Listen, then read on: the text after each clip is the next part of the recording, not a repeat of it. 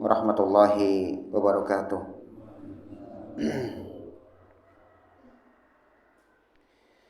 Alhamdulillahirabbil alamin alladzi arsala rasulahu bil huda wa dinil haqq liyudhhirahu 'alad dini kullihi wa kafa billahi hasiba.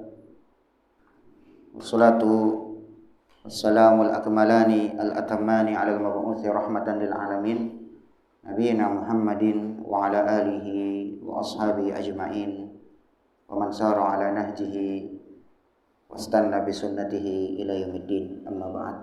Para hadirin sekalian, jemaah mushola as-somad rahimani atau masjid as-somad rahimani wa rahimakumullah. Alhamdulillah, kita panjatkan puja dan puji syukur kehadirat Allah Subhanahu wa taala atas nikmat dan karunia-Nya kita bisa duduk dan bermajelis di kesempatan pagi yang berbahagia ini. Salawat dan salam semoga tercurahkan dan terlimpahkan kepada kedua dan suri tauladan kita yang agung Nabi Muhammad sallallahu alaihi wasallam. Salawat untuk ahlul baitnya, para sahabatnya, serta umatnya yang istiqomah di atas petunjuknya hingga yaumul qiyamah. Jemaah sekalian, materi kita di kesempatan kali ini kita akan membahas sebuah harta yang sangat berharga, harta yang tidak akan pernah sirna, dan kekayaan yang tidak bisa dibeli dengan apapun, yaitu anugerah berupa qanaah atau biasa orang Jawa menyebut nrimo ing mandum. Sebuah karunia besar dan nikmat luar biasa ketika seorang mendapatkan nikmat qanaah ini. Karena orang-orang yang qanaah, orang-orang yang memiliki akhlak qanaah ini, hatinya akan senantiasa tenang. Kemudian jiwanya akan senantiasa tentram. Badannya terselamatkan dari mengkonsumsi hal-hal yang haram. Serta ketika kita memiliki sifat qanaah ini, berarti kita mencontoh akhlak para nabi. Para nabi mereka adalah sosok-sosok yang qanaah. Dalam kondisi apapun mereka menerima keputusan dan takdir dari Allah Subhanahu wa taala. Makanya kita saksikan enggak ada para nabi itu saling iri, ya. Nabi Dawud iri sama Nabi Sulaiman misalkan, atau sebaliknya. Atau misalkan Nabi Ayub enggak pernah protes, ya Allah, kenapa Engkau kasih aku musibah sakit sementara Engkau berikan kerajaan kepada Nabi Sulaiman. Enggak ada. Semua nabi itu menerima keputusan Allah Subhanahu wa taala, kondisi apapun yang mereka alami. Termasuk nabi kita Nabi Muhammad sallallahu alaihi wasallam. Beliau tidak pernah iri kepada satu nabi pun. Tidak pernah iri kepada Nabi Musa, enggak pernah iri sama Nabi Ibrahim atau nabi-nabi yang lain alaihi wassalam. Para nabi menerima kondisi mereka apa adanya dan menerima keputusan dari Allah Subhanahu wa taala. Maka jemaah sekalian, ketika akhlak qanaah ini tidak dimiliki oleh suatu masyarakat, yang terjadi apa? Yang terjadi tentunya kebencian dan saling hasad. Kebencian dan saling hasad. Kenapa? Karena masing-masing tidak menerima keputusan Allah. Selalu menginginkan yang diinginkan oleh orang lain. Sehingga yang terjadi hasad, yang terjadi adalah saling membenci, ya. Kemudian ketidakadaan qanaah menyebabkan banyak tindakan kriminal. Adanya perampokan, adanya pembegalan, adanya korupsi, haus dan rakus terhadap jabatan, saling sikut. Bahkan dosa pertama yang terjadi di muka bumi, ya, yaitu dosa apa? Dosa hasad yang menyebabkan membunuh. Kenapa Qabil membunuh Habil? Karena Qabil tidak qanaah, tidak menerima kondisi dia, tidak menerima putusan Allah Subhanahu wa taala. Ini yang terjadi jamaah sekalian. Akhlak qanaah ini akhlak mulia. Ketika hilang akhlak ini, mentalitas qanaah ini di tengah masyarakat kita, yang terjadi menyebarnya apa? kasus-kasus kriminal. Ini jamaah. Apa itu qanaah kalau gitu? Apa itu qanaah? Apa qanaah jamaah? Apa itu menerima ketetapan Allah? Jadi yang jawab nerima ing pandum. Nerima ing pandum itu apa? Pasrah itu apa? Pasrah diem gitu.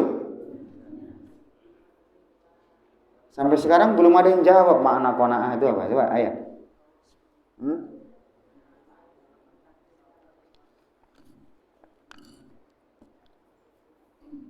Jangan keroyokan, satu yang jawab. Satu-satu coba, ayo. Kalau diginiin kan nggak ngantuk ya Pak ya? Nah, kalau nggak saya tanya ngantuk nanti. Ayo, kan seru kan? Apa itu qanaah? Menerima apa yang Allah tetapkan untuk dirinya. Ini salah satu makna qanaah. Salah satu makna qanaah adalah menerima takdir dan keputusan Allah Subhanahu wa ta'ala, ridho dengan takdir Allah, tidak dongkol, marah, kesel atas keputusan Allah Subhanahu wa ta'ala atas dirinya. Ini jamaah sekalian.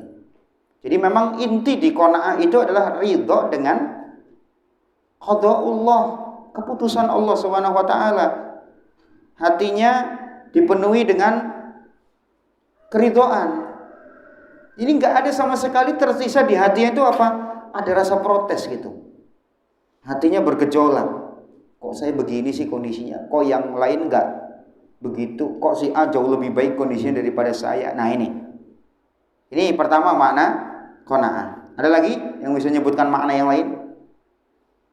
Di antara makna lain jemaah, sebagian ulama mendefinisikan qanaah adalah ar-ridha bima a'tahullahu wa qasamah.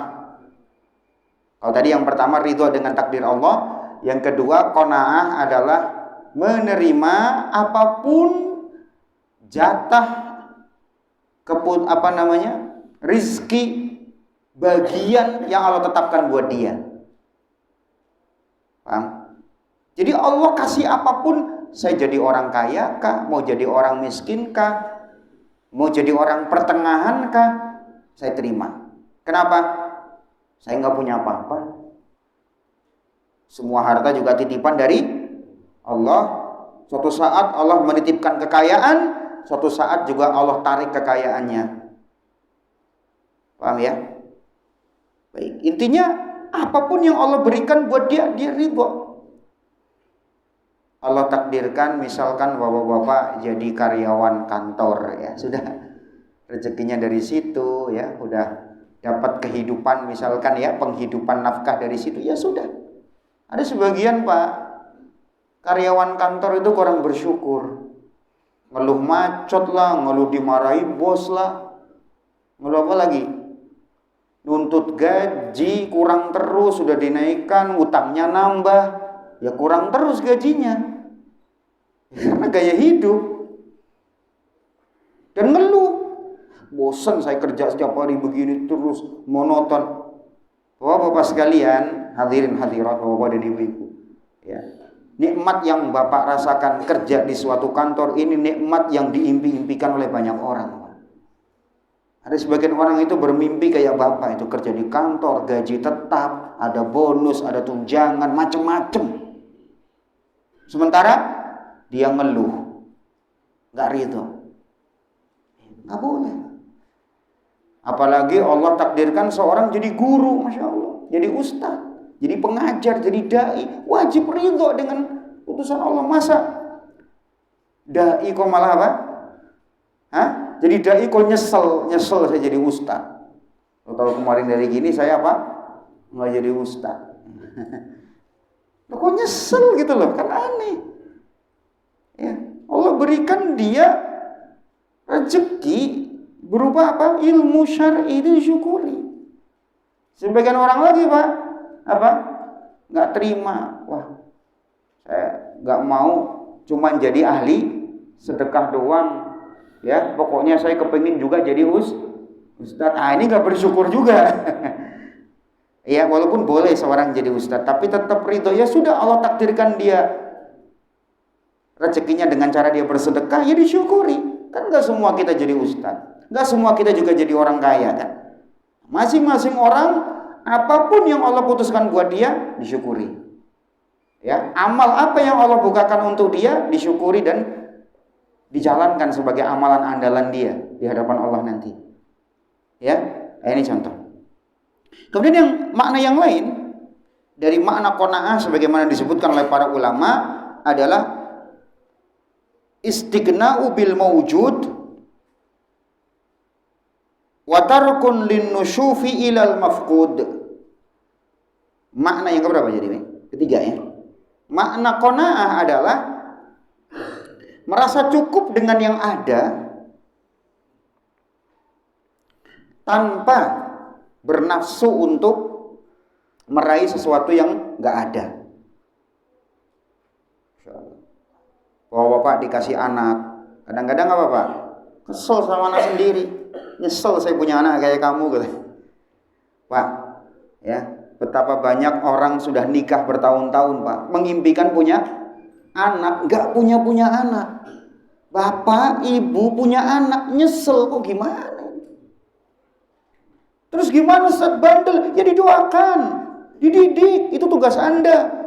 Makanya nggak usah punya anak kalau memang nggak bisa mendidik. Dititipi anak malah ngeluh, nyumpahin anak, doain yang buruk, melaknat. Nggak boleh. Jadi yang ada apa? Syukuri. Ada anaknya, ya udahlah adanya anak saya ini, kecerdasannya juga pas-pasan. Alhamdulillah, mudah-mudahan nanti dapat hidayah. Udah gitu aja. Ya. Jangan melihat anak tetangga berprestasi, anak teman berprestasi. Jangan terlalu nuntut deh sama anak Pak, kalau kita juga nggak berprestasi. Jangan terlalu nuntut sama anak. Bapak saya Pak, rahimahullah, beliau baru meninggal ya. Saya selama belajar ya, selama mesantren dan seterusnya, nggak pernah saya ditanya sama bapak saya Pak, kamu ranking berapa, itu nggak pernah. Ya cuman saya yang ngasih tahu akhirnya. Nggak pernah nanyain Pak. Saya pulang dari pesantren nggak pernah beliau nanyakan kamu ranking berapa. Nggak. Ya itu pun saya praktekkan ke anak saya. Saya nggak membebani beban-beban yang berat buat anak saya. Ya, sebisanya apa? Alhamdulillah. Ya tanpa membebani pun juga kadang-kadang target anak kita melebihi yang kita harapkan. Intinya ya berharap boleh Pak, tapi jangan terlalu berlebihan membebani anak, bahkan sampai kesel ternyata prestasi anak kita nggak seperti anak tetangga dan seterusnya. Intinya yang ada Pak, syukuri. Oh Bapak, lauk yang di rumah ada apa Pak? Ada tempe luar biasa, ada rendang apalagi luar biasa lagi, ada ayam kampung lagi, luar biasa. Ya. Nasi kangkung tempe itu luar biasa, luar biasa. Nabi kita Shallallahu Alaihi Wasallam saja, ya beliau pernah selama berbulan-bulan hanya makan korma dengan air putih saja. Bayangkan, nggak pernah nyala kompor di rumah beliau Shallallahu Alaihi Wasallam. Dapurnya nggak ngebul. Ya. Jadi yang ada apa? Ya sudah. Nabi pernah suatu ketika bertanya, ada apa di rumah? Maka di rumah cuma ada cuka. Apa kata Nabi? Ni'mal udum al-khal. Sebaik-baik lauk adalah cuka, Pak. Udah adanya itu, ngapain nanyain yang nggak ada? Oh Bapak udah dimasakin sama ibu-ibu di rumah, ya, sama istri. Masa cuman hanya karena kurang kerupuk saja nggak ada, nggak mau makan, ngambek nyari warung di luar, Pak. Ini nggak benar begitu, nggak ada di sini insyaallah. Ini contoh saja. Cuma hanya karena nggak ada kerupuk. Ini contoh sosok nggak kona. Nabi, wah lebih daripada Nabi itu pernah nanya di rumah nggak ada apa-apa. Seluruh istri beliau kelilingi nggak ada apa-apa di rumahnya. Apa yang beliau lakukan? Inni idzan shaim. Kalau gitu saya puasa aja. Coba kalau gaya hidup kita kayak Nabi, mental kita kayak Rasulullah SAW, nggak pernah susah, kita nggak pernah pusing. Harga naik juga kita nggak pusing. Ya. Kenapa? Karena kita mencukupkan yang ada saja. Minyak goreng naik, ya nggak apa-apa, makan rebusan. Ini nggak ada unsur politik ya Pak Tanang, enggak. Ini cuma apa? Ini cuma nasihat. Ya kalau memang mahal ya, tapi masih lah ya, di sini masih bisa lancar lah minyak gorengnya ya masih ya. Tapi kalaupun misalkan ya Masya Allah, mungkin beras misalkan mahal lagi ya adanya apa yang bisa dimakan ya. Jadi seperti itu. Itu Nabi kita Shallallahu Alaihi Wasallam. Maka inilah qanaah. Kita merasa cukup dengan yang ada dan tidak mempertanyakan yang nggak ada. Nggak ada juga ngapain dipertanyakan? Ya, pusing kita. Kenapa nggak ada? Paham sampai sini? Iya. Ibu-ibu habis mampir ke rumah sebelah, ya. Oh, lihat perabotannya ibu fulanah misalkan begini, pulang ke rumah langsung ngambek sama suami. Tuh, perabotannya ibu fulanah gini. Ya belum ada. Kenapa harus menuntut ya sesuatu yang memang belum ada atau tidak ada sama sekali? Baik, mana keberapa? Keempat. Sebagian ulama mengatakan qanaah adalah istighna bil halali thayyib 'anil haramil khabith. Qanaah itu adalah mencukupkan yang halal dan menjauhi yang haram. Itu qanaah. Saat zaman gini kalau dikit-dikit halal terus, terlalu ketat masalah halal Ustaz, bisa mati gitu Ustaz katanya. Nyari yang haram aja susah, apalagi yang halal. Kalau orang begini nih, ini minta diapain ini ya? Kok nggak yakin banget gitu bahwa Allah itu Ar-Razzaq, Maha Pemberi rizki. Rizki Allah nggak akan habis. Sampai 700 turunan kalau perlu, nggak usah 7 turunan. Nggak akan habis rezeki Allah. Nggak akan habis. Sebab Allah Ar-Razzaq. Ini kenapa seperti? Karena nggak ada keyakinan. Lemah imannya, lemah mentalnya. Jadi menganggap kalau harta itu kalau nggak tercampur dengan haram, ya, haram jadinya halal, ada haramnya juga. Itu seolah-olah apa? Susah hidup gitu. Padahal justru ketenangan itu pada hal-hal yang halal. Walaupun mungkin penghasilan halalnya mungkin secara nominal itu lebih sedikit daripada penghasilan yang haram. Tapi tetap secara berkah lebih. Kan kita nggak tahu berkahnya. Ya, nggak apalah artinya. Penghasilan 1 triliun tapi dari hasil jual narkoba misalkan. Dari hasil bisnis prostitusi. Ya. Dari hasil apa? Judi. Main judi online. Apalah artinya ya. Tapi penghasilan halal, jualan cilok halal ya. Sehari dapat 200.000, alhamdulillah nikmat banget. Ya. Kenapa dia nggak dihantui was-was, nggak khawatir dikejar-kejar sama polisi? Ada Pak, penjual cilok khawatir dikejar-kejar sama reserse polisi anti narkotik ada? Nah, ada, kecuali ciloknya dicampur narkotik mungkin ya. Nggak ada Pak. Cilok khawatir apa? Dikejar-kejar polisian ya, dikejar-kejar keamanan, nggak ada ya. Mungkin kalau dia jualan sembarangan mungkin dikejar security. Ya tapi itulah jarang lah terjadilah seperti itu kan. Artinya apa? Kalau seorang mencukupkan dengan yang halal, ketenangan akan didapat daripada dia menjual mencari yang haram. Orang kalau korupsi kan bakal tenang, diintai terus sama KPK. Diintai juga sama pesaingnya, dicari-cari kesalahannya. Nggak akan enak kok kalau penghasilan haram itu. Baik. Jadi ini jamaah sekalian makna-makna yang kita paparkan dari penjelasan para ulama tentang makna qanaah. Intinya jamaah sekalian, qanaah itu kita tidak mengeluh di hadapan Allah Subhanahu wa taala atas kekurangan-kekurangan kita, atas musibah-musibah yang kita alami, kemudian kita mengadu kepada makhluk kan? Masa kita ngadu ke makhluk terhadap ujian yang Allah berikan? Kan enggak lucu. Yang ngasih ujian Allah, ngadunya kita ke makhluk. Makhluk bisa apa? Paling-paling ya Pak, kalau kita ngadu ke makhluk, ibu-ibu juga nih, mohon didengarkan. Ibu-ibu kalau ngadu ke makhluk paling-paling cuma bilang apa, Bu? Ya sabar. Udah gitu aja kok. Bisa ngasih apa makhluk? Tolong saya terlilit utang 1 miliar. Ya gimana lagi ya, paling saya cuma bisa mendoakan Pak, Bu. Itu doang kan. Ada tindakan nyata? Belum tentu. Nggak semudah itu loh dia mau melunasi utang kita 1 miliar kan misalkan. Nggak segampang itu. Jadi kita mengeluhkan ujian dari Allah, kita keluhkan ke makhluk. Harusnya kan kita mengeluhnya di hadapan Allah. Karena ujian itu dari Allah, ngadunya kita ke Allah lagi dong harusnya. Itu baru qanaah. Ya.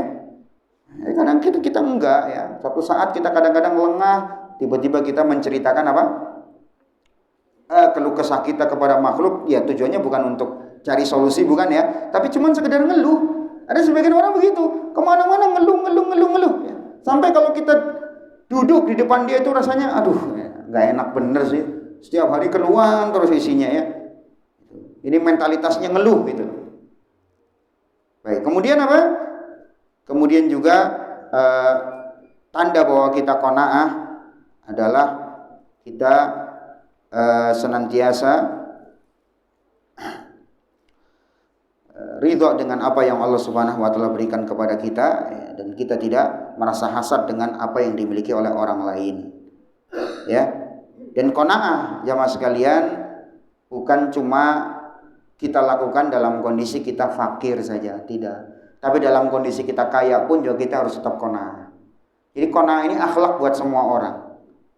Baik orang kaya maupun orang miskin, tetap harus qanaah semuanya. Gimana qanaahnya orang kaya? Gimana qanaahnya orang kaya? Orang kaya itu qanaah dengan cara bersyukur. Ya. Jadi enggak mesti kalau kaya berarti enggak qanaah, enggak. Para sahabat banyak yang kaya raya tapi mereka qanaah. Dengan cara apa qanaahnya orang kaya? Bersyukur. Ya. Dengan cara apa lagi qanaahnya orang kaya? Jangan sampai hartanya digunakan untuk kezaliman. Ya, jangan sampai menzalimi orang-orang fakir. Itu ada hak di dalam hartanya. Ya. Dan tidak boleh dengan hartanya dia melampaui batas. Itu qanaahnya orang kaya. Qanaahnya orang miskin gimana? Orang miskin ya qanaahnya ya sudah terima kondisi dia. Terima bukan berarti dia nggak boleh keluar dari zona kemiskinan, boleh. Tapi jangan mengeluh, itu aja. Jangan mengeluh berlebihan. Boleh, nggak terlarang orang berusaha supaya keluar dari zona miskin. Itu kan pilihan. Tapi jangan sampai ketika dia nggak berhasil, kemudian dia mengeluh, menyalahkan Allah, menyalahkan takdir, menyalahkan keadaan, menyalahkan orang lain. Nggak boleh. Sikap dia diterima. Toh mengeluh juga nggak merubah apa? Keadaan. Yang ada ikhtiar dan banyak berdoa. Itu yang merubah keadaan dengan izin Allah. Paham ya? Nah ini. Kemudian tidak berkeluh kesah ya dengan kemiskinannya. Ya. Tidak marah dengan takdir Allah, tidak membanding-bandingkan dirinya dengan orang lain ya. Kok saya kaya, kok saya miskin sih, kaya misalkan. Enggak boleh seperti itu. Enggak bisa dibandingkan, setiap orang itu kondisinya beda-beda. Enggak bisa dibanding-bandingkan. Jelas di sini ya? Baik jemaah. Apa keutamaan qanaah? Jemaah sekalian, qanaah keutamaannya adalah obat dari berbagai macam penyakit. Obat dari berbagai macam penyakit. Di antaranya apa? Penyakit tamak terhadap harta. Kenapa orang tamak? Kurang terus. Gitu ya. Merasa udah kaya raya aja rasanya miskin terus, kurang terus gitu ya. Dan ketamakannya mengantarkan dia sampai lupa terhadap ibadah. Ini gara-gara apa? Tidak ada sifat qanaah sehingga dia kena penyakit tamak. Orang kalau sudah tamak harta, ya, semua dia lakukan. Hal yang haram dia terjang, kriminalitas pun dia akan lakukan demi harta. Ini tamak jemaah sekalian. Bahaya. Coba kalau dia punya sifat qanaah, sudah. Dia cari harta, cari. Dia cari penghidupan, dia tetap. Tapi tidak mengantarkan dia kepada ketamakan. Kemudian apa? Obat dari kesedihan dan kegundahan. Terutama stres, depresi. Ya. Ya betul, memang depresi itu penyakit yang, ya itu bagian dari penyakit medis, betul. Tapi kan walaupun penyakit medis, ya, tapi ada sebabnya. Nah, ada orang begitu aja stres, depresi, nggak segampang itu. Pasti ada sebab. Sebab yang sering dialami oleh orang-orang yang depresi tadi, stres berat, ya cemas, itu gara-gara apa? Nggak qanaah. Salah satunya nggak qanaah. Kenapa? Ya itu tadi. Kok saya nasibnya begini? Dia nggak mau nerima nasib dia gitu kan. Makanya kan sering kalau para psikolog ya, para psikiater sering juga mengarahkan pasiennya supaya Pak terima kondisi. Ya. Jangan dilawan. Jangan dilawan kondisi yang misalnya, terima dulu. Gitu kan. Terima itu maksud di mana? Ya terima takdir Allah seperti itu. Mau dilawan apa lagi? Allah takdirkan kita misalkan kena kanker, naudzubillah, mudah-mudahan enggak, tapi ini contoh.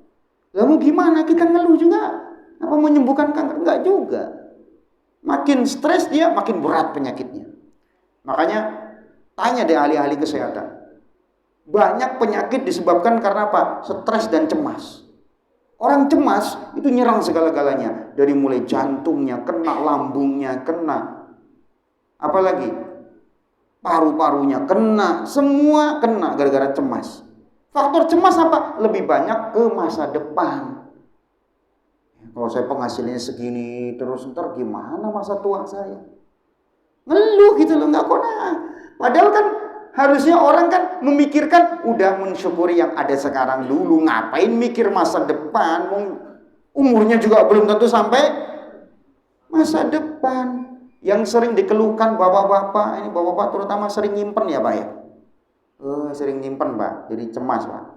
Iya, kadang meninggalnya cepet nih bapak-bapak. Kenapa? Bapak-bapak sering nyimpen Pak. Apa-apa disimpan. Ada beban simpen, nggak mau mencari solusi, nggak mau berkonsultasi, disimpan aja Pak ya.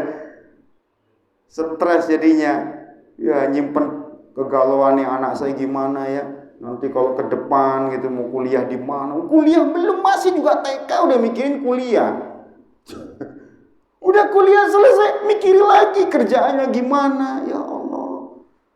Ya. Sampai apa? Sampai sudah punya anak masih jadi beban pikiran kita juga kadang-kadang. Waduh kok berkeluarganya begini ya. Ya. Nah ini Pak. Jadi kesedihan, kecemasan, kegalauan itu kan faktor banyak karena kita nggak qanaah memang. Merasa bahwasanya yang ada ini nggak bakal cukup, gitu. Merasa bahwasanya harus melakukan hal-hal yang haram supaya apa? Anak saya sukses gitu loh. Ini kan seolah-olah dia menentang keputusan Allah Subhanahu wa taala, ya enggak yakin dengan Allah Subhanahu wa taala. Memang membangun keyakinan itu susah. Membangun belief system atau kita bilang menanamkan mindset itu enggak gampang. Karena dia memiliki keyakinan seperti itu kan kadang-kadang dari lingkungannya yang salah. Didikan orang tuanya salah, didikan lingkungannya yang salah. Jadi membangun memang keyakinan kepada Allah itu enggak gampang. Butuh kita untuk terus menambah ilmu kita. Makanya melatih qanaah itu nggak mudah. Ya. Yang bahasa sekarang orang membahasakan sabar, apa tuh? Sabar, ikhlas, menerima gitu ya mungkin ya. Orang sekarang bilang dengan bahasa-bahasa itu ya. Makanya jamaah sekalian, ketika kita memiliki sifat qanaah, qanaah ini obat dari berbagai macam apa? Penyakit. Jadi kita bahas penyakit tamak, penyakit kesedihan, kecemasan, kegalauan, ya. Juga penyakit hasad, jemaah. Hasad. Ini hasad kan susah diobati. Nggak ada klinik khusus mengobati hasad, ada Pak? Ada klinik mengobatin hasad, Pak? Ada nggak? Kalau klinik kejiwaan banyak, ya. Tapi klinik mengobati hasad khusus ada Pak? Nggak ada. Bapak harus hadir di majelis taklim. Belajar bahaya hasad. Jangan ditanam terus hasad. Buang. Ya. Makanya Pak, mulai sekarang latih diri. Kalau kita Pak ngerasa mulai tumbuh hasad kepada orang nih, kok saya rasanya nggak seneng ya kalau si A itu kaya. Nanti malam bangun Pak, doakan si A tambah kaya lagi Pak. Oh, biar hilang hasad kita. Iya, jangan diturutin, harus dilawan. Dilawannya dengan cara apa? Berbuat baik kepada orang yang kita hasadi, minimal mendoakan. Dari situ apa? Hasad mulai akan hilang. Terus yang kedua Pak, kalaupun kita susah ngilangin hasad Pak, nggak usah diomongin. Udah cukup dalam hati dan nggak perlu kita omongin, nggak perlu ada tindakan apapun yang menunjukkan kebencian, nggak ada. Itu insya Allah juga Allah maafkan. Namanya hati kan susah ya Pak kita kontrol. Kadang-kadang hati susah kita kontrol. Ya sudah, minimal kita nggak ngomongin lah hasad kita, ya. Dan nggak ikut nimbrung ketika ada orang lain ingin menyudutkan orang yang kita hasadi. Nggak ikut nimbrung kita. Seperti itulah minimal. Ya, makanya Syekhul Islam Ibnu Taimiyah pernah mengatakan, ma khala al jasadu minal hasad. Tak ada satu jasad pun yang selamat dari hasad. Walakinnal hamidu yukhfihi wal laimu yubdihi. Tapi orang yang mulia akan menyembunyikan hasadnya, nggak ditampakkan, dibuang gitu loh. Walaupun kadang-kadang muncul tapi nggak ditampakkan.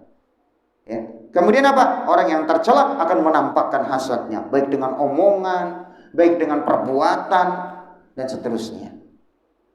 Ini jamaah sekalian. Jadi salah satu keutamaan qanaah apa? Mengobati penyakit hasad. Kemudian salah satu keutamaan qanaah adalah apa? Terhindarnya seorang dari tindakan kejahatan dan kriminal. Orang kalau qanaah enggak mungkin korupsi. Jelas? Enggak mungkin memanipulasi data. Kenapa? Bukan karena takut CCTV, takut KPK dan seterusnya. Tapi karena apa? Takut kepada Allah. Dia qanaah. Seandainya dia nggak korupsi pun, harta itu kalau udah rezekinya. Orang korupsi 4 miliar. Sebenarnya seandainya dia nggak korupsi, 4 miliar itu juga akan jadi rezeki dia sebenarnya. Cuman dia milihnya apa? Korupsi itu saja. Kan sayang. Ya kan? Kalau dia nggak korupsi, dia akan dapat 4 miliar itu entah bagaimana caranya, terserah Allah. Dia akan dapat itu. Dan dia nggak akan dikejar-kejar KPK. Karena caranya halal. Cuman dia memilih cara yang haram. Akhirnya 4 miliar itu didapat dari hasil yang haram. Ya, makanya kan orang sering nyanyi, Ustaz, kalau orang korupsi itu ya, apa itu rezeki dia? Iya, rezeki dia tapi rezeki haram. Kalau seandainya dia nggak korupsi, dia akan dapatkan itu. Tapi dia nggak sabar. Itu orang nggak sabar kan begitu akhirnya. Haram dia mendapatkan yang seharusnya dia dapatkan dengan cara halal. Hilang semuanya, akhirnya dia mendapatkannya dengan cara yang haram. Kan dipenuhi rasa takut akhirnya dia. Baik. Perampokan, kemudian pembegalan, itu kan karena orang tidak memiliki sifat qanaah. Ya. Belum tentu juga orang yang korupsi, membegal itu orang miskin, belum tentu. Bahkan banyak dari mereka punya harta yang cukup, tapi tidak qanaah. Memang susah kalau orang nggak qanaah itu. Patokannya bukan masalah kaya miskinnya, tapi hatinya qanaah apa enggak. Orang kaya yang tetap aja dia serakah, ya ada aja. Ya. Orang miskin juga ya ada aja yang nggak qanaah, ada. Intinya ini qanaah ini kembali ke hati. Hatinya merasa enggak cukup, merasa ridho dengan takdir Allah atau tidak. Masalahnya di situ jemaah sekalian. Baik, makanya ini manfaat yang didapatkan dari orang-orang yang qanaah. Ya, manfaatnya Allah Subhanahu wa taala akan sembuhkan dari penyakit tamak, Allah akan sembuhkan dari kesedihan dan kegalauan, kegundahan, stres berat, kecemasan dan seterusnya. Penyakit-penyakit hati lah itu intinya. Ya, penyakit mental gitu ya. Kemudian juga Allah akan sembuhkan dari hasad. Ya, Allah akan sembuhkan dari apa? Penyakit-penyakit yang mengarah kepada kriminalitas. Allah sembuhkan kalau seorang mau berakhlak dengan akhlak qanaah ini. Ya. Baik. Makanya di hadis riwayat Muslim, Nabi kita sallallahu alaihi wasallam menyebutkan nikmat qanaah setelah nikmat Islam dan rezeki. Kata beliau sallallahu alaihi wasallam, qad aflaha man aslam. Sungguh beruntung orang yang masuk Islam. Ya, ini pertama. Alhamdulillah kita jadi muslim itu aja. Yang kedua, waruziqa kafafan. Diberikan rezeki yang cukup. Ngomong-ngomong, rezekinya semua cukup semua Pak di sini ya, udah ya. Alhamdulillah, insyaallah cukup ya. Cukup semua. Nggak mungkin Allah ngasih nggak cukup, nggak ada ceritanya. Ya, kalau ternyata meninggal saja berarti mau udah selesai rezekinya, udah gitu aja. Ya, waruziqa kafafan, diberikan rezeki yang cukup. Apa ada di sini yang pernah ngalami kayak Nabi sampai ngikat 3 batu ketika perang Ahzab, ketika perang Parit? Ada Pak kita lapar sampai ngikat batu di? Oh, nggak pernah kayaknya. Segitunya enggak lah ya. Para sahabat pernah ngalami itu Pak bersama Nabi SAW, padahal mereka generasi terbaik.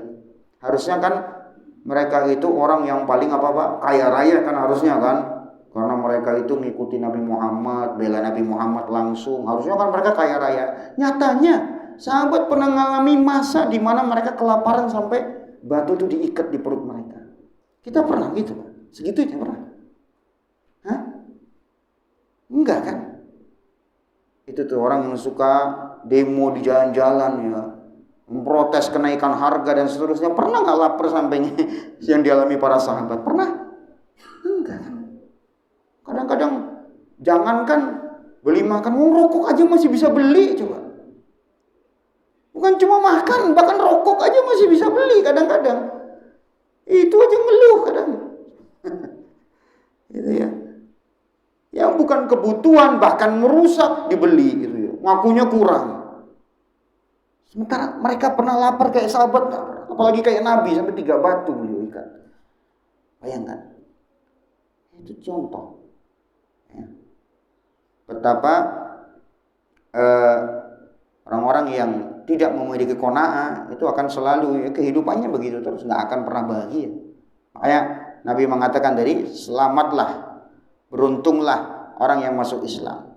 Kemudian diberi rezeki yang cukup, wa qanna'ahu Allahu bima atah. Kemudian dia diberikan anugerah berupa qanaah. Coba bayangkan. Setelah masuk Islam, setelah dapat rezeki, ternyata kita harus memiliki sifat qanaah. Minta sama Allah pertama kali. Sebab di sini Nabi mengatakan Allah jadikan dia qanaah. Berarti kan itu semua taufik dari Allah. Makanya kita harus minta sama Allah. Minta supaya kita diqanaahkan oleh Allah Subhanahu wa taala. Ya jangan terlalu pede juga jangan. Ini jemaah sekalian rahimani wa rahimakumullah. Baik. Ini manfaat yang didapatkan oleh orang-orang yang qanaah ya.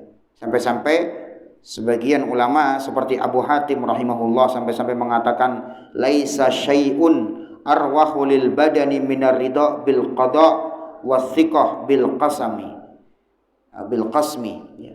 Tidak ada sesuatu yang lebih mengistirahatkan badan, menenangkan badan daripada ridha dengan keputusan Allah dan yakin dengan rezeki atau bagian yang Allah sudah berikan kepadanya. Walau lam yakun fil qanaati khaslatun tuhmat illa rahah wa adamud dukhul fi mawadhi'is su' li talabil fadli lakana al-wajibu 'ala al-'aqil alla yufariqal qana'a 'ala halatin minal ahwal. Kata Imam Abu Hatim, dan ini luar biasa pernyataan beliau, nasihat buat kita bersama. Kalau seandainya manfaat qanaah itu hanya sekedar membuat badan kita jadi tenang, jiwa kita jadi tentram, ya. Kemudian terjauhkan dari berbagai macam ketakutan dan kekhawatiran, itu sudah cukup bagi orang-orang yang berakal. Apalagi orang qanaah dikasih apa? Pahala oleh Allah. Coba. Enak kan? Orang kalau qanaah pertama udah jelas, kita dapat manfaat, hati kita tenang, badan kita sehat. Kalau hati tenang kan badan apa? Sehat. Kalau hati tidak merasa sedih, khawatir, takut, badan kan sehat. Karena banyak sekali penyakit-penyakit muncul itu gara-gara apa? Kekhawatiran, ketakutan, stres yang berlebih. Itu memicu penyakit. Tapi kalau badan kita tenang, coba. Itu kata Abu Hatim rahimahullah. Kalau manfaat qanaah cuma itu saja, itu sudah cukup sebenarnya. Gak diberi pahala pun sebenarnya gak apa-apa. Apalagi Allah kasih apa? Pahala lagi di akhirat. Ya kan makin seneng kita. Oh, Masya Allah, kita qanaah itu apa? Ada balasannya kok nanti di akhirat. Tenang aja. Cuma tinggal nunggu waktu aja nanti. Sebentar, nggak lama ya. Cuman kayak lama itu aja. Tapi Allah akan balas nanti itu. Jadi orang qanaah itu luar biasa. Dunianya dia tentram, akhiratnya dapat gitu kan. Kalau seandainya manfaat qanaah cuma tentram, itu sudah cukup sebenarnya. Lagian qanaah bayar nggak, Pak? Gratis kan? Saya pernah tarik nih, Bapak ikut kajian qanaah, bayar ke saya 1 juta, ada Pak? Kan kebahagiaan Pak, garansi sampai mati Pak. Kan enggak. Enggak ada yang narik duit untuk qanaah, enggak ada. Tapi Bapak sekarang ikut pelatihan supaya jiwa tentram, enggak kena macam-macam penyakit mental, bayarnya berapa Pak? Paling murah 500.000 Pak. Latihan napas Pak. Bapak tahu latihan napas? Biar napas kita itu, biar katanya biar tenang, biar napasnya bener, biar lancar peredaran darah. Latihan napas doang Pak. Training semacam itu paling murah 500.000 Pak. Kalau komplit trainingnya bisa jutaan. Cuma untuk katanya meraih ketenangan. Coba. Kalau kita lihat Pak, ilmu-ilmu yang mempelajari tentang menanamkan belief system, menanamkan mindset, kemudian memperkuat mental, kemudian apa? Ilmu ketenangan jiwa Pak, itu mahal-mahal semua Pak. Kalau kita belajar sama trainer-trainer terkenal, ya. Belajar sama coach-coach yang terkenal itu Pak, oh mahal Pak. Mahal. Padahal itu semua kuncinya di mana Pak? Qanaah, sudah selesai. Tinggal dilatih aja diri kita, dilatih terus gitu ya, buat qanaah bahwa ini semua sudah Allah atur kok, sudah ada catatannya di Lauh Mahfuz. Tenangkan diri kita, hidup penuh kesadaran diri, ya bahwa semua sudah ada yang ngatur, nggak ada kebetulan, ya. Cuman ya itu tadi Pak, ya sesuatu yang gratis begini orang nggak tertarik Pak, nggak tertarik. Orang-orang kaya itu demi meraih ketenangan Pak, coba Pak, mereka ikut trainer latihan supaya bisa tidur Pak, jutaan duit mereka keluarin Pak. Pak tadi malam Pak tinggal apa? Tepar tidur ya Pak ya. Habis ikut kajian qanaah, bahkan lagi kajian qanaah tidur. Masya Allah Pak, nikmat ya Pak ya. Nggak perlu berobat Bapak, ikut kajian aja udah tidur. Itu loh, ampuh ya kan? Ampuh, Masya Allah Pak, gratis lagi.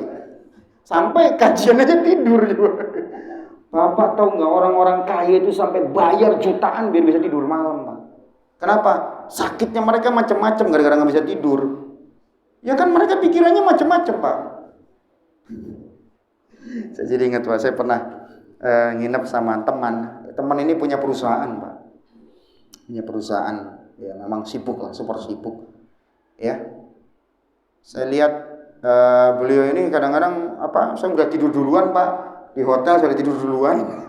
Teman masih sibuk, masih rapat, masih ngurus macam-macam. Mungkin baru tidur jam berapa, jam 3 atau jam setengah 4 baru bisa tidur Pak. Ya, artinya apa Pak? Ya memang tidur nggak bisa dibeli gitu. Tidur nggak bisa dibeli. Ya. Maksud kita di sini adalah kalau kita memiliki satu ilmu ini yang disebut dengan ilmu qanaah, maka apa? Maka hal-hal yang selama ini menjadi beban kita itu enteng semuanya. Enteng. Tinggal kita berpikir adanya ini ya sudah.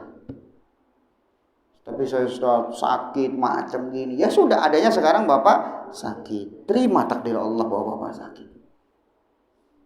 Tapi kan dulu saya sehat Ustaz. Itu kan dulu kehidupan itu berputar kayak roda. Pentilnya kadang di atas, kadang di bawah, kadang di tengah. Udah terima saja kehidupan seperti itu. Wa tilkal ayyamu nudawiluha bainan nas. Itulah hari yang kami putar kata Allah di tengah manusia. Ya. Ini ma'asyiral muslimin rahimani wa rahimakumullah. Terus pembahasan kita berikutnya perkara-perkara yang membantu kita untuk qanaah. Nah, ini mungkin.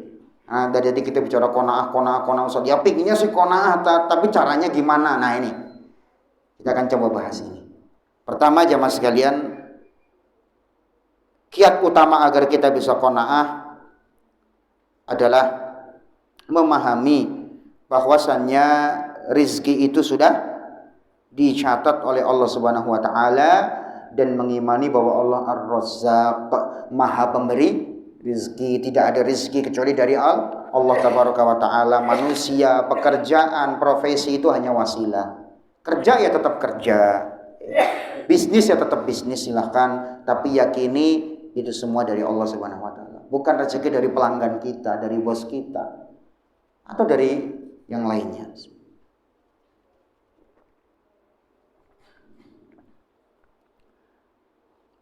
Bapak sekarang ya, kalau misalkan jemaah di sini ya dapat surat dari presiden, Pak Presiden ya nyurati Bapak bahwa nanti Bapak dapat jaminan ini nanti pas pensiun atau sekarang lah ini dapat hadiah dari presiden, bukan sepeda Pak hadiahnya, rumah misalkan.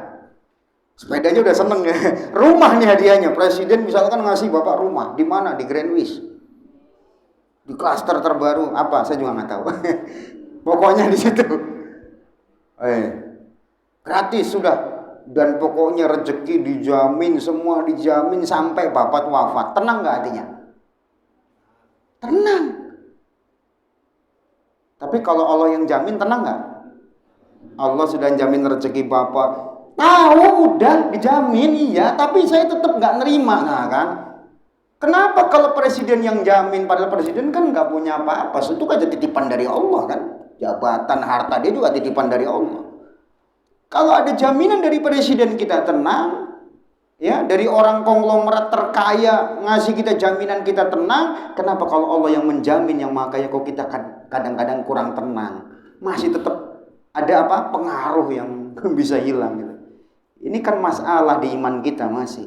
Dan disitulah maka qanaah nggak akan terwujud kalau kita tidak meyakini Allah adalah Ar-Razzaq. Udah, kita masih merasa Allah itu biasa-biasa aja gitu loh.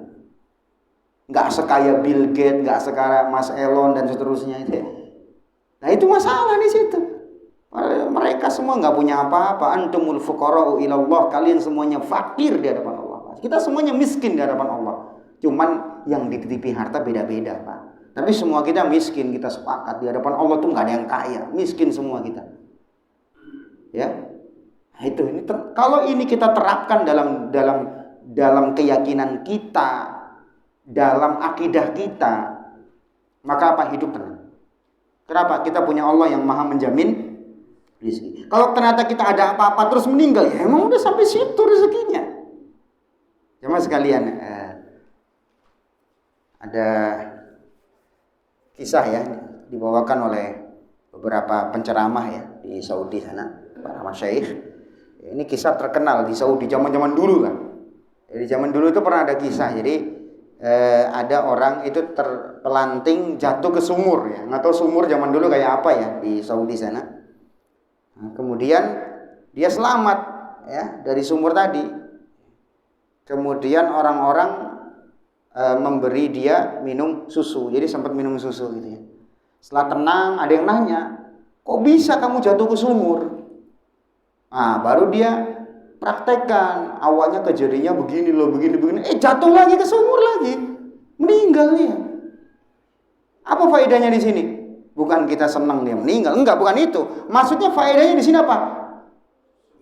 Susu tadi. Jatah rezeki dia tinggal apa? Susu. Allah nggak akan zalim. Walaupun dia sudah jatuh ke sumur, kalau masih ada jatah rezekinya, masih dikasih oleh Allah. Masih dikasih. Jadi Allah nggak akan pernah zalim sama rezeki hambanya. Ya, jelas di sini ya. Jadi ini. Kemudian berikutnya jamaah sekalian. Yang kedua, agar kita qanaah, yakini bahwa dunia ini akan hancur. Tidak ada orang kaya yang abadi di dunia, nggak ada. Ya.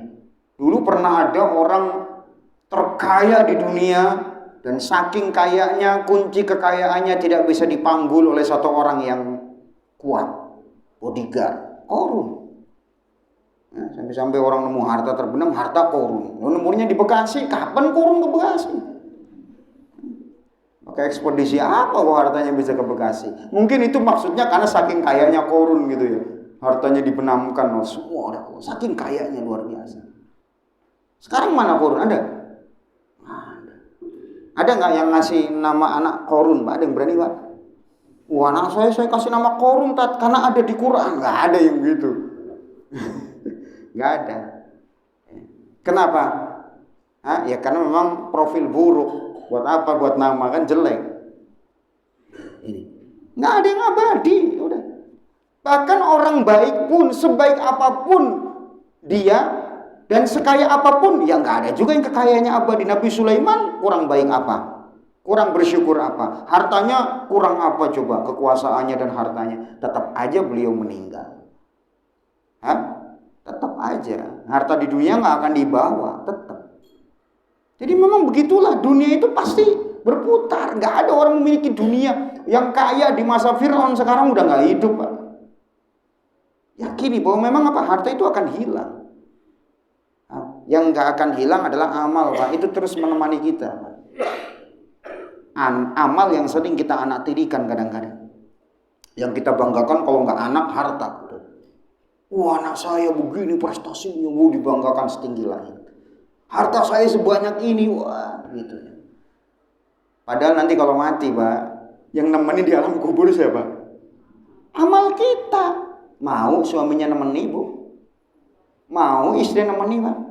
Bilangnya aja kalau masih hidup, buat cinta sehidup semati dah. Bohong, buktinya kalau meninggal juga udah diantar, udah ditangisi bentar, ya udah. Kalau masih muda ya nikah lagi kan gitu. Fakta kok emang. Anak ya sudah sedih sebentar ngantri sampai kuburan. Apa anak itu terus mau nemeni terus di kuburan itu, bangun tenda di situ? Yang enggak juga. Selesai ditinggal. Ya cuman menangis mendoakan, ya udah pulang kan gitu. Harta, mungkin yang nganterin mobilnya yang paling mewah. Oke. Mobilnya paling mewah yang nganterin jenazahnya. Habis itu ya pulang lagi kan. Siapa yang nemenin? Amal soleh atau amal buruk yang nemenin dia? Ini, jadi harta ini memang akan banyak. Kemudian jamaah sekalian, yang terakhir kayaknya waktu terbatas. Yang terakhir jamaah sekalian, kunci agar kita qanaah,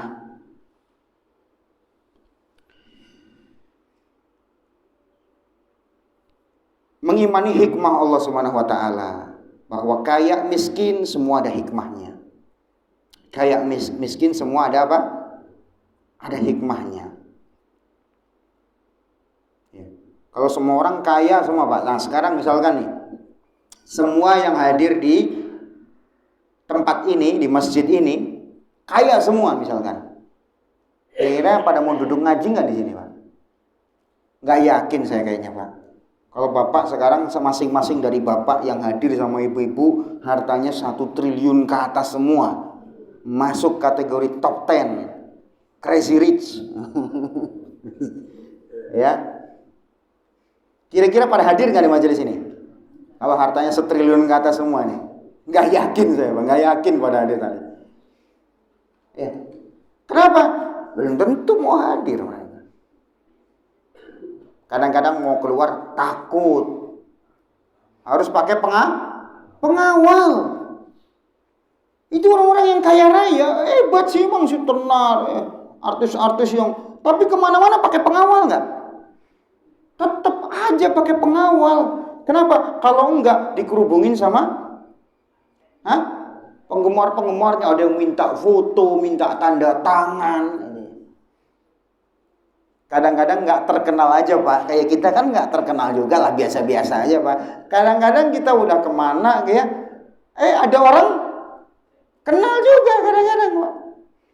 Saya pernah ya sama istri duduk di sebuah kantin lagi ngurus ya berkas-berkas itu ya.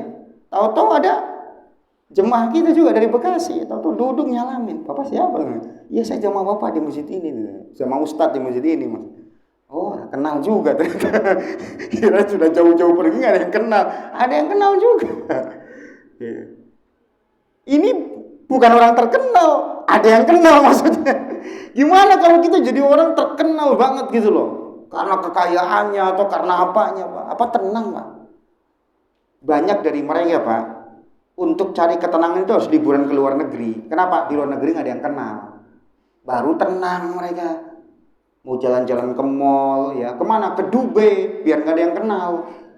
Kemana lagi? Ke Istanbul tuh nggak ada yang kenal. Nggak ada yang kenal. Tapi kalau levelnya masih Bali, Jakarta, Surabaya, masih banyak orang kenal tuh. Nggak tenang dia ya. Jadi jangan dipikir Pak, itu menenangkan. Banyak harta dan popularitas belum tentu. Bayangan kita aja kok kayaknya hebat banget, kok kayaknya enak banget ya, punya banyak fans, punya banyak penggemar. Pak, orang-orang yang punya banyak penggemar juga banyak haternya juga. Tahu hater nggak? Ya orang-orang yang nggak senengnya banyak. Jadi banyak orang itu Pak, ternyata stres itu gara-gara nggak kuat menghadapi haters. Ada kisah Pak, seorang YouTuber terkenal ya kaya raya lah, yang subscribe-nya aja konon sampai 13 juta subscribe ya di YouTube-nya itu. Ternyata Pak, dia hampir mau bunuh diri tuh. Udah mau gantung diri, tiba-tiba ada temennya ketok pintu Pak. Nggak jadi gantung diri, gara-gara ada temennya ketok pintu. Baru dia cerita, saya udah mau bunuh diri, sebenarnya kamu datang, nggak jadi deh bunuh diri gitu. Akhirnya apa? Ya sudah, dibawalah dia ke psikiater ya, kedokteran jiwa ya. Dokter ini mengatakan apa? Saya kasih kamu obat yang manjur, insya Allah sembuh dengan izin Allah. Tapi syaratnya apa? Stop kamu selama sebulan ini dari membuka dan berkomunikasi dengan sosmed, HP, bikin konten, nggak usah. Kamu di rumah aja sudah. Yang boleh kamu lakukan hanya membaca buku. Intinya itu, yang mau baca Al-Quran ya silahkan, mau baca buku lah. Tapi nggak boleh baca lewat, ya karena terpacu nanti. Dari awalnya cuma baca-baca kan nanti scroll yang lain. Kan seringnya gitu kalau kita main HP. Ya kan? Nggak sengaja sampai scroll-scroll yang lain. Akhirnya ya banyak yang dibuka. Nah itu saja. Sampai sebulan ya. Baru dia ngerasakan ya efek yang berbeda ya. Ketenangan. Karena itu sama sekalian. Jangan dipikir bahwa ketenaran, harta itu sumber ketenangan. Enggak. Kalau memang seperti itu, banyak orang sudah mencapai puncak popularitas dan harta yang sudah banyak juga tetap saja banyak dari mereka yang bunuh diri. Kecuali zaman sekalian, kalau kita menganggap bahwa harta ini akan fana ya. Jadi ya sudahlah. Yang ada saja kita manfaatkan di atas kebaikan dan tidak terlalu sedih dengan sesuatu yang belum kita dapat ya. Demikian ya jemaah sekalian rahimani wa rahimakumullah. Sepertinya materinya mudah ya Maya, kita cukupkan sampai di sini. Insyaallah tidak ada pertanyaan. Ya. Kita akhiri majelis kita dengan doa kafaratul majelis. Subhanakallahumma bihamdika asyhadu an la ilaha illa anta astaghfiruka wa atubu ilaik. Assalamualaikum warahmatullahi wabarakatuh.